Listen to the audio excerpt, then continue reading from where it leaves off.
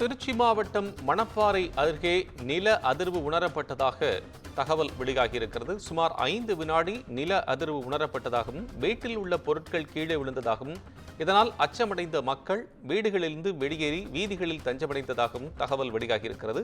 திருச்சி மாவட்டம் மணப்பாறை அடுத்த புத்தானத்தம் பகுதியில்தான் நில அதிர்வு ஏற்பட்டதாகவும் 5 வினாடி இந்த நில அதிர்வு உணரப்பட்டதாகவும் அதனால் வீடுகளில் இருந்த பொருட்கள் கீழே விழுந்ததாகவும் தகவல் வெளியாகியிருக்கிறது. இதனால் அச்சமடைந்த மக்கள் வீடுகளை விட்டு வெளியேறி வீதிகளில் தஞ்சமடைந்திருக்கிறார்கள். அப்பகுதியில் பெரும் பரபரப்பு ஏற்பட்டிருக்கிறது.